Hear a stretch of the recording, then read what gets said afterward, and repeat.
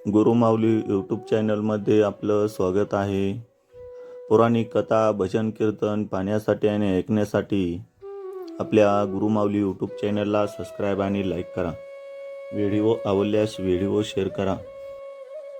आज आपण भक्तिविजय या ग्रंथातील अध्याय 11वा भक्त कबीर हा पाहणार आहोत. याप्रमाणे नामदेवाने हस्तिनापुरामध्ये अद्भुत चमत्कार दाखविल्यानंतर नामदेव तेथून निघाले. ते फिरत फिरत काशीस आले. तेथे त्यांनी 4 महिने मुक्काम केला. या मुक्कामात त्यांची व कबीरांची भेट झाली. भक्त कबीरांच्या कथा मागे 2-3 अध्यायात आपण वर्णन केले आहेत. त्याशिवाय आणखी एक प्रसंग आता आपण वर्णन करणार आहोत. कबीराकडे एके दिवशी काही साधू संत पाहुणे आले. त्यावेळी 2 प्रहर रात्रीचा सुमार असल्यामुळे जिकडे तिकडे सामसूम झाली होती. संत मंडळी येताच कबीर व त्याची बायको त्यांच्या पाया पडली. त्याचे घर लहान तशात मोडके होते. घरात तर अन्नाचा कण शिल्लक नव्हता. त्यांची मुले सुद्धा उपाशीच निजली होती.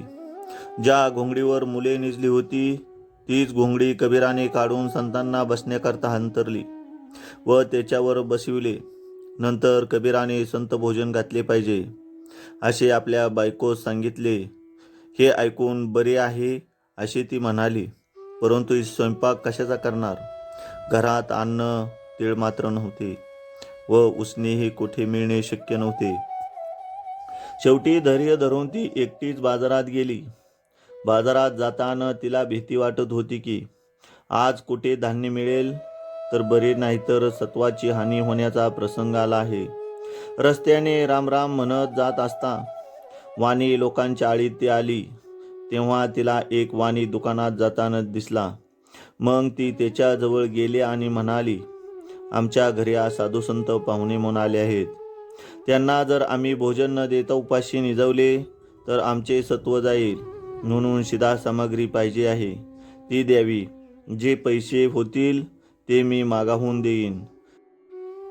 तिचे स्वरूप पाहून व अडचणीचा प्रसंग साधून तो वाणी तिला म्हणाला, जर तू माझे मनोरथ पूर्ण करशील तर तुला शिधा, साहित्य, पैसे, कपडे वगैरे जे तू मागशील ते सर्व मी देईन. तू जर संकोच धरीत असशील तर परत जा. माझ्यापासून काही मिळवायचे नाही.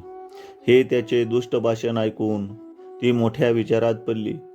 ती मनात म्हणाली, यावेळेस याचे म्हणणे कबूल केले नाही तर दुसऱ्या ठिकाणी सामान मिळणार नाही. साधू उपाशी जाऊन सत्वाची हानी होईल.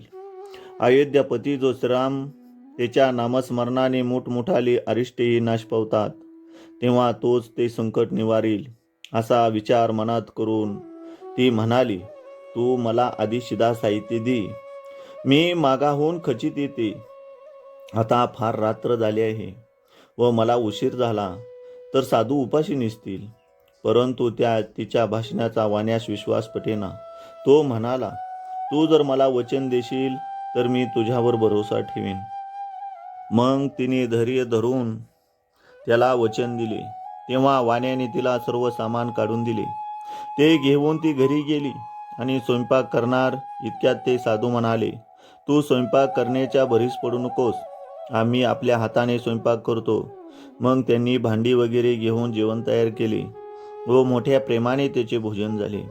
नंतर कबीराची बायको त्यास एकांतात बोलवून म्हणाली, ज्या वाण्याकडून मी शिधा आणला त्यास असे वचन दिले आहे की मी परत येऊन तुझी कामिच्छा पूर्ण करीन. ते ऐकून कबीर म्हणाला, श्रेये, मीही तुझ्याबरोबर येतो. त्या वाण्याने आज आपणास शिधा दिला, त्यामुळे संत मंडळी जेवून तृप्त झाली.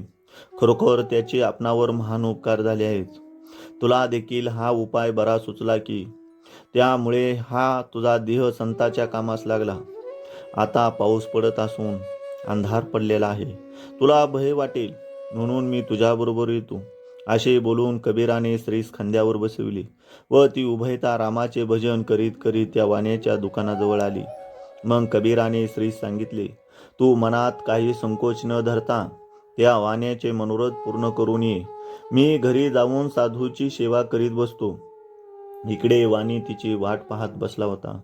वचन दिल्याप्रमाणे ती आली म्हणून त्यास आनंद झाला. परंतु पाऊस पडत असतानाही तिच्या पायात चिखल लागला नाही. हे पाहून त्याला संशय आला आणि तो तिला म्हणाला, तुझ्या पायात तर काहीच नाही, तुझे पाय मात्र कोरडेच कसे? तेव्हा कबीराच्या बायकोने सर्व हकीकत त्या वाण्यात सांगितली. ते ऐकून त्या वाण्यास तत्काळ उपरती झाली. कबीर पत्नीच्या पायावर मस्तक ठेवून तो म्हणाला, मातोश्री, माझ्या अन्यायाची मला क्षमा करावी. आपल्या भेटीमुळे माझे डोळे उघडले.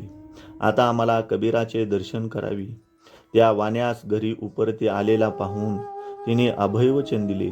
त्यानंतर तो वाणी कबीराचा शिष्य होऊन श्री रामचंद्राचे निरंतर भजन करू लागला. कबीराची कीर्ती ऐकून नामदेव आणि ज्ञानेश्वर हे कबीरास भेटावयास गेले.